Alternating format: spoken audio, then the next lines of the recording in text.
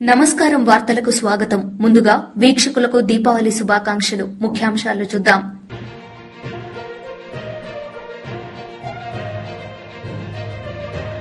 దేశవ్యాప్తంగా ఘనంగా దీపావళి వేడుకలు.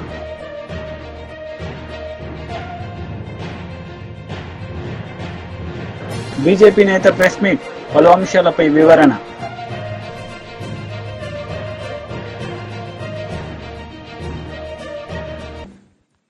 దేశ రక్షణ కోసం ప్రాణాలు అర్పించేందుకు సిద్దంగా ఉండే సైనికులతో కలిసి దీపావళి వేడుకలను జరుపుకునే సంప్రదాయాన్ని ప్రధానమంత్రి నరేంద్ర మోడీ ఈసారి కూడా కొనసాగించారు. గుజరాత్ పర్యటనలో ఉన్న ప్రధానమంత్రి కచ్ ప్రాంతంలో విధులు నిర్వర్తిస్తున్న సరిహద్దు భద్రతా దళం జవాన్లతో కలిసి దీపావళి వేడుకలు జరుపుకున్నారు.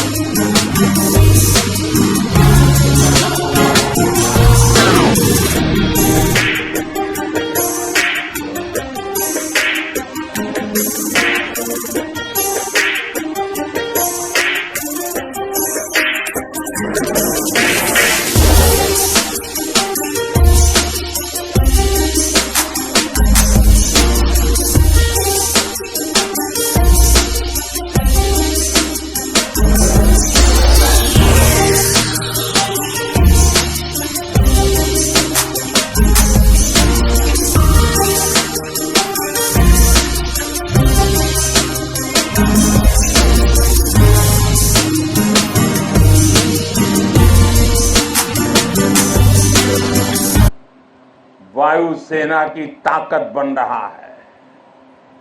हमारा अपना 5th जनरेशन फाइटर एयरक्राफ्ट बनाने का काम भी शुरू हो चुका है।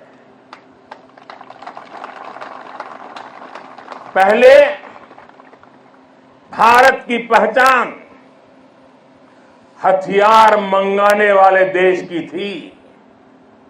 आज भारत दुनिया के कितने ही देशों को डिफेंस उपकरण एक्सपोर्ट कर रहा है। पिछले 10 वर्षों में हमारा रक्षा निर्यात 30 गुना बढ़ गया है। साथियों, सरकार के इस विजन को सफल बनाने में हमारी सेनाओं और सैन्य बलों के सहयोग की भी बड़ी भूमिका है। हमारे सुरक्षा बलों की बहुत बड़ी भूमिका है। मैं देश की सेनाओं को, मैं देश के सुरक्षा बलों को बधाई दूंगा कि उन्होंने 5000 से अधिक सैन्य उपकरणों की लिस्ट बनाई है जो वो अब विदेश से नहीं खरीदेंगे। इससे सैन्य क्षेत्र में आत्मनिर्भर भारत अभियान को नई गति भी मिली है। साथियों, आज जब न्यू एज वॉरफेयर की बात होती है तो ड्रोन टेक्नोलॉजी उसका एक अहम टूल बन गई है। हम देख रहे हैं युद्ध में शामिल देश आज ड्रोन टेक्नोलॉजी का जमकर इस्तेमाल कर रहे हैं। ड्रोन से निगरानी हो रही है, ड्रोन से खुफिया जानकारी जुटाई जा रही है। किसी व्यक्ति या जगह की पहचान करने में ड्रोन का उपयोग हो रहा है। ड्रोन सामान पहुंचाने में मदद कर रहे हैं। ड्रोन का इस्तेमाल हथियार के रूप में भी हो रहा है। इतना ही नहीं, ड्रोन पारंपरिक एयर डिफेंस के लिए भी चुनौती बनकर के उभर रहा है। ऐसे में भारत भी ड्रोन टेक्नोलॉजी की मदद से अपनी सेनाओं को, अपने सुरक्षा बलों को सशक्त कर रहा है। सरकार आज 3 सेनाओं के उपयोग में आने वाले प्रीडेटर ड्रोन खरीद रही है। ड्रोन के इस्तेमाल से जुड़ी स्ट्रेटेजी बनाई जा रही है और मुझे खुशी है कि कई भारतीय कंपनियां पूरी तरह से स्वदेशी ड्रोन बनाने में भी लगी हैं। ढेर सारे स्टार्टअप मैदान में आए हैं। साथियों, आज युद्ध की प्रकृति बदल रही है। आज सुरक्षा के विषय भी नए नए पनपते जा रहे हैं। भविष्य की चुनौतियां और जटिल होंगी। इसलिए बहुत जरूरी है कि तीनों सेनाओं की क्षमताओं को, हमारे सुरक्षा बलों की क्षमताओं को एक दूसरे से जोड़ दिया जाए और खास करके हमारी तीनों सेनाओं के लिए उनका प्रदर्शन इस जोड़ने के प्रयास के कारण उनका सामर्थ्य कई गुना बेहतर हो जाएगा। దీపావళి అంటే దీపాల వరుస, పటాకుల మూతలు, కాకరపూల కాంతులు, భూచక్రాల వెలుగులు, చిచ్చుబుడ్ల జిలుగులు, పసందైన పిండి వంటలే కాదు, అల్లరి పిల్లలు, పిల్లల్లా మారే పెద్దలు, కేరింతలు, తుల్లింతలు కలగలిసిన పండుగ. వెలుగుపూల వేడుక, చీకట్లను పాలదొరలి వెలుగులను నింపే దివ్వెల పండుగ దీపావళిని నేడు దేశవ్యాప్తంగా ఘనంగా జరుపుకుంటున్నారు.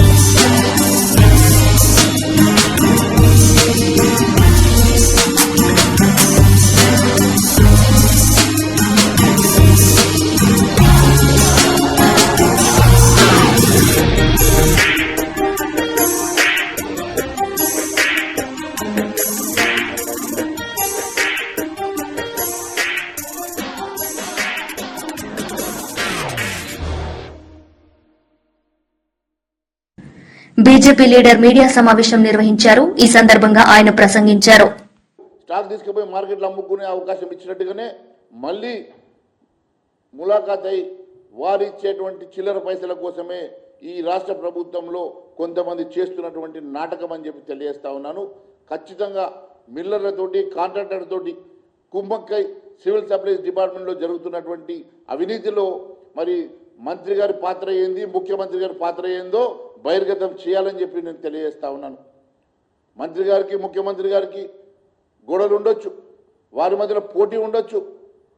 ఉత్తమ్ కుమార్ రెడ్డి గారికి ముఖ్యమంత్రి గారికి పోటీ ఉండవచ్చు. కానీ ఇలాంటి అంశాలు వచ్చినప్పుడు ఇద్దరు ఎందుకు ఒకటవుతున్నారో మాకు అర్థం కావడం లేదు. ఇద్దరు కలిసి మరి చేస్తున్నటువంటి జీవో ఈ రహస్యం ఏందో మరి ప్రజానీకానికి తెలియజేయాల్సిన అవసరం ఉందని చెప్పి తెలియజేస్తా ఉన్నాను. అంతేకాకుండా ఇప్పటి వరకు కూడా 10%, 20%, 30% ఏబీసీ కేటగిరీస్లో మీరు చేసినటువంటిది 25% డిపాజిట్ అంటున్నారు. మరి దీని మీద ఇప్పటి వరకు మళ్ళీ డిఫాల్టర్స్ ఎవరు, ఇవన్నీ కూడా అంశాలు ఖచ్చితంగా పారదర్శకతతో చేయాల్సిందిగా మేము కోరుతా ఉన్నాం. ఎట్టి పరిస్థితుల్లో కూడా సివిల్ సప్లైస్లో జరిగేటువంటి అంశాలు మా నోటీసుకు వచ్చినంత మటుకు వందలాది కోట్ల రూపాయల అవినీతిని ఖచ్చితంగా భారతీయ జనతా పార్టీ ఎండగట్టడం కాదు, రేపు మీరు రెక్టిఫై చేయని పక్షంలో భారతీయ జనతా పార్టీ ఖచ్చితంగా దీని మీద చర్యలు తీసుకుంటుంది. మేము ఖచ్చితంగా ప్రజల్లోకి వెళ్ళి మేము ఖచ్చితంగా దీని మీద పోరాటం చేయాల్సి వస్తుందని చెప్పి మరొకసారి తెలియజేస్తా ఉన్నాను. ఇదంతా కూడా ఏ రకంగానైతే రైతాంగాన్ని మోసం చేసిండ్రో, ఆ రోజు దొడ్డు బియ్యానికి మేము వడ్లకి మేము ఇస్తాం 500 రూపాయలు బోనస్ అని చెప్పి సన్న వడ్లకే ఇస్తామని చెప్పి ఏదైతే మాట మలిపినరో, ఈరోజు దొడ్డు బియ్యానికి మీరు 500 బోనస్ ఇవ్వకుండా ఏ రకంగా రైతాంగాన్ని మోసం చేసిండ్రో, మళ్ళీ ఈరోజు సివిల్ సప్లైస్ డిపార్ట్మెంట్లో కూడా గతంలో ఉన్నటువంటి ప్రాక్టీస్నే ఈరోజు మళ్ళీ మొదటికి తీసుకొచ్చేసి ఐవాజ్ చేసి జీవో 27 అంతా ఉత్తదే. జీవో 27 వల్ల జరిగేది ఏమీ లేదు. దాంట్లో పూర్తిగా అవినీతితో కూరుకుపోయినటువంటి ఆలోచనతో చేసినటువంటి ఒక చర్యగా మేము భావిస్తూ ఉన్నాం. ఎట్టి పరిస్థితుల్లో కూడా భారతీయ జనతా పార్టీ అంశంలో మేము అడిగినటువంటి ప్రశ్నలకు సమాధానం చెప్పాలని కోరుతా ఉన్నాం. ఎందుకంటే ఇప్పటికీ కూడా ప్రొక్యూర్మెంట్ స్టార్ట్ అయినాక జీవో తీయడం అనేది, ప్రొక్యూర్మెంట్ స్టార్ట్ అయిపోయిన తర్వాత బియ్యం కొనుగోలు కేంద్రం స్టార్ట్ అయిపోయిన తర్వాత మీరు ఆంక్షలు పెట్టి మరి ఇప్పటివరకు ఎంతమంది మిల్లర్లు ఒప్పుకుంటారో తెలియదు, ఒప్పుకోరో తెలియదు, మరి ఎంతమంది మిల్లర్లు దీంట్లో ఎలిజిబుల్ ఉన్నారో తెలియదు, ఎలిజిబిలిటీ ఎంతమందికి రాదో తెలియదు, పబ్లిక్ డొమైన్లో పెట్టకుండా ఇష్టానుసారంగా మీరు ఇక్కడ కాంట్రాలు మొదలైనాక ప్రొక్యూర్మెంట్ మొదలైనాక మీరు జీవోలు తీసేసి అందరినీ కన్ఫ్యూజ్ చేయడం. ఎందుకంటే చివరి నిమిషంలో అయితే ఎవరు దీన్ని పట్టించుకోరనుకొని పండగ ముందు ఒకరోజు ముందు ఒక జీవో తీసేసి మరి ఎవరికి తెలియకుండా చేతులు దులుపుకుందామని చూస్తున్నటువంటి మంత్రి గారు, ఇది మంచి పద్ధతి కాదు. మీరు ఖచ్చితంగా దీనికి మీరు ఆన్సర్ ఇవ్వాల్సినటువంటి అవసరం ఉన్నది. ఖచ్చితంగా ఈ నివేదికను మేము కేంద్రానికి కూడా ఇస్తాం. మరి కేంద్రం కూడా దీంట్లో, ఎందుకంటే పీడిఎస్ సిస్టంలో కేంద్రం కూడా ఇన్వాల్వ్ అయ్యి కేంద్రం కూడా డబ్బులు ఇస్తుంది కాబట్టి ఖచ్చితంగా ఈ అంశాన్ని మేము కేంద్రానికి నివేదిక ఇస్తామని మరొకసారి తెలియజేస్తా ఉన్నాం.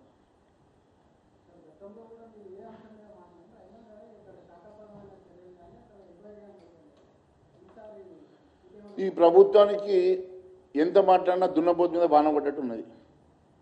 వీళ్ళు ఏం మాట్లాడినా కూడా ఈజీగా తీసుకొని మా పని మేము చేసుకుంటాం, మాట్లాడే వాళ్ళు మాట్లాడతారు, మేము మా పని మేము చేసుకుంటాం అన్నట్టుగా పోతున్నారు. కానీ ఖచ్చితంగా గమనిస్తున్నారు, అందరూ దీన్ని ప్రజలు గమనిస్తూ ఉన్నారు, కేంద్రం కూడా గమనిస్తున్నది. ఖచ్చితంగా ఈ అంశం మీద కేంద్రానికి కూడా మేము నివేదిక ఇచ్చాం. దాని మీద కూడా ఖచ్చితంగా వారు మరి చర్యలు తీసుకునే అవకాశం ఉందని తెలియజేస్తా ఉన్నాం.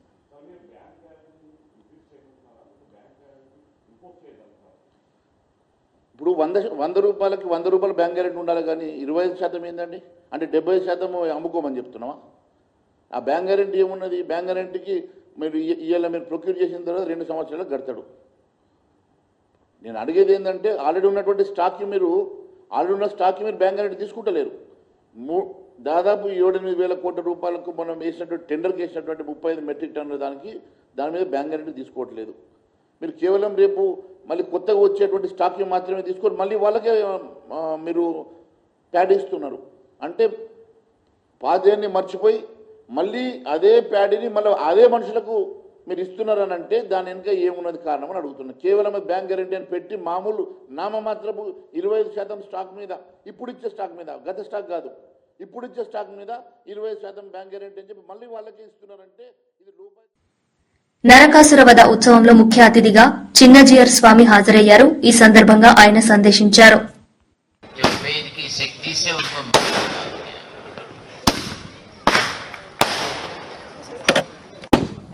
जय శ్రీమన్నారాయణ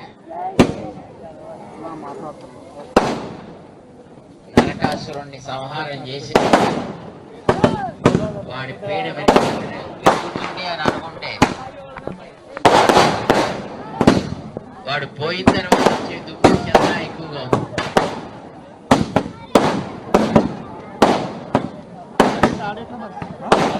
నరకాసురుణ్ణి ఆ స్పీకర్ ఆడుంది ద్వారా మనలో పెట్టాలా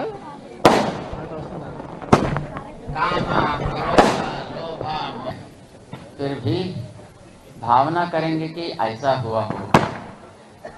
ऐसी भावना करते हुए हम आज रात में दिवाली मनाएंगे और उसका अवसर पर जो जो आयुधों को उन लोगों ने प्रयोग किया है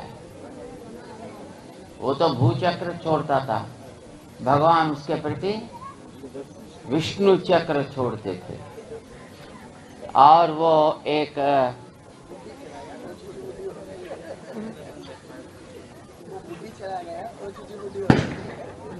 और कुछ वो जलाता था, उसको क्या बोलते हैं, उसको क्रैकर्स, रॉकेट। लेकिन पता नहीं है ये रॉकेट कैसा चलता है, क्या करता है।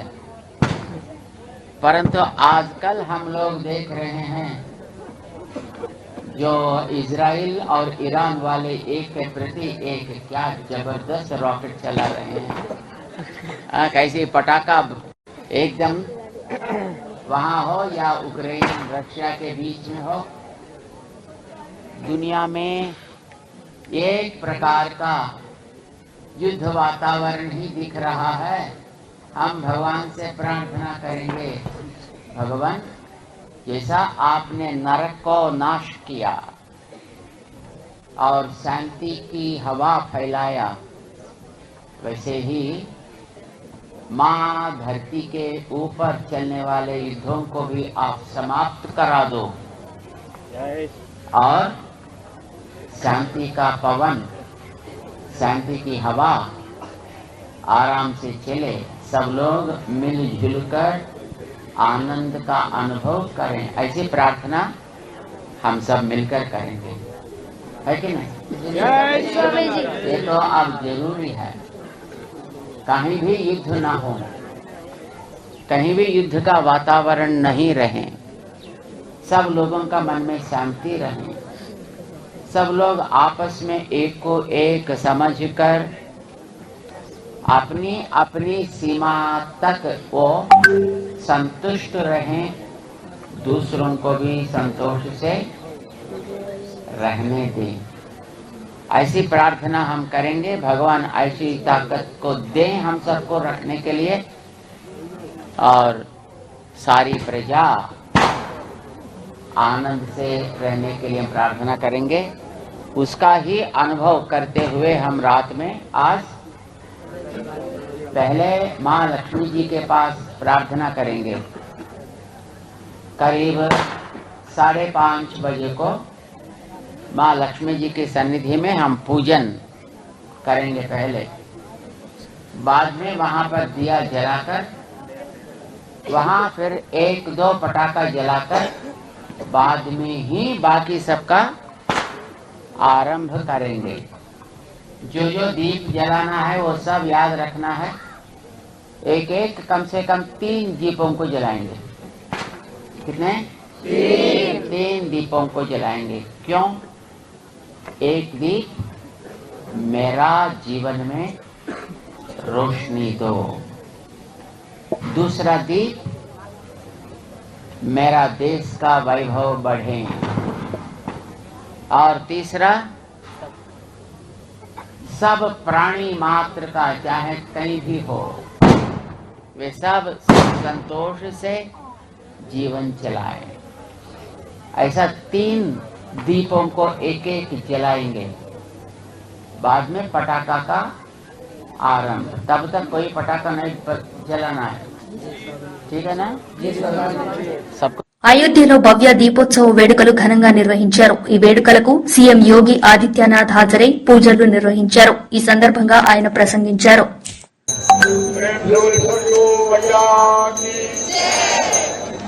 रामचंद्र भगवान की उमापति महादेव की वृंदावती हनुमान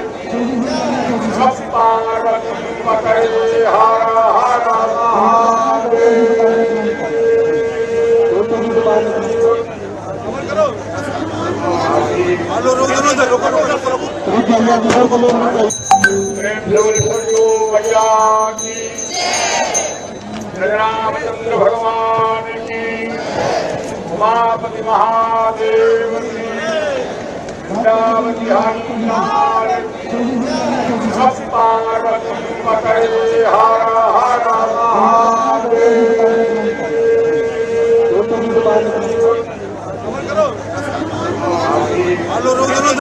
सनातन धर्म दुनिया का सबसे प्राचीनतम मानवता का धर्म है। जियो और जीने दो की प्रेरणा देने वाला धर्म है। सबके कल्याण का मार्ग प्रशस्त करने वाला धर्म है और सबके कल्याण का मार्ग प्रशस्त करने वाले इस शाश्वत व्यवस्था पर जब कोई प्रहार करेगा तो स्वाभाविक रूप से स्वयं के विनाश को ही आमंत्रित करेगा। वे ताकतें जो आज भारत को कमजोर करना चाहती हैं, वे समाज को बांटने का काम उसी रूप में कर रहे हैं जैसे कभी त्रेता युग में रावण और उसके अनुयायी कर रहे थे। बहनों और भाइयों, नाम का अंतर है। काम उस समय भी उनका बांटने का था, आज के वे लोग भी उसी रूप में कोई जाति के नाम पर, कोई क्षेत्र के नाम पर, कोई भाषा के नाम पर, कोई परिवार के नाम पर समाज को बांटने का जो कुत्सित प्रयास हो रहा है, इसके माध्यम से राष्ट्रीय एकता और अखंडता को चुनौती दी जा रही है। ये दीपोत्सव हम सबको एक नई प्रेरणा देने का एक अवसर है। याद रखना, हम सबको इस बारे में स्मरण रखना होगा, उस कालखंड में भी त्रेता युग में मारीच भी जानता था कि सोने का मृग बनकर के मेरी क्या दुर्गति होने वाली है। उस समय इंद्रजीत और कुंभकर्ण भी जानता था कि श्री राम से दुश्मनी की क्या कीमत चुकानी पड़ेगी, और स्वयं रावण भी जानता था कि राम स्वयं जगत नियंता, स्वयं श्री हरि विष्णु के ही अवतार हैं। राम से दुश्मनी जगत जननी मां भगवती जानकी का अपहरण की कीमत उसे किस रूप में चुकानी पड़ेगी। लेकिन जाके प्रभु दारुण दुख दीना, ताके मति पहले हर लेना, और यही त्रेता में हुआ था। रावण हो, कुंभकर्ण हो, मेघनाथ हो, मारीच हो, खरदूषण हो, ताड़का हो, ये सब एक जैसी गति को इसलिए प्राप्त हुए क्योंकि इनका पक्ष धर्म का था, असत्य का था, अन्याय का था, अत्याचार का था, शोषण का था। और आज भी राजनीति के लिए सेम बने हुए कुछ लोगों के पितरों को राजनीति के नाम पर चाचा और काकाओं की इस जमात को भी मालूम है कि देश और समाज के लिए उनके जो कृत्य हैं वह कहीं भी किसी के लिए, न वर्तमान पीढ़ी के लिए न भविष्य की पीढ़ी के लिए ही उचित होंगे, अच्छे होंगे, लेकिन उनकी दुर्गति होनी है। इसलिए वे लोग भी आज फिर वही कार्य कर रहे हैं, बांटने का काम, आपस में विभाजन करने का काम, ऐसे ही लोगों को प्रश्रय देने का काम कर रहे हैं जो कार्य कभी रावण ने किया था, जो कार्य कभी दुर्योधन और दुस्साहस ने दुशासन ने करने का किया था, और उसके परिणाम क्या हुए थे यह हर कोई परिणाम के बारे में जानकारी रखता है।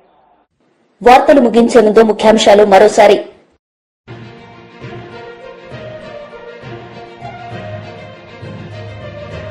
దేశవ్యాప్తంగా ఘనంగా దివాళీ వేడుకలు.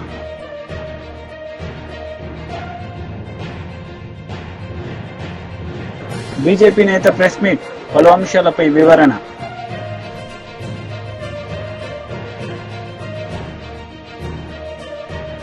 ఈ వార్తలు ఇంతటితో సమాప్తం. తిరిగి ప్రసారమయ్యే వార్తల్లో మళ్లీ కలుద్దాం. అంతవరకు సెలవు. నమస్తే.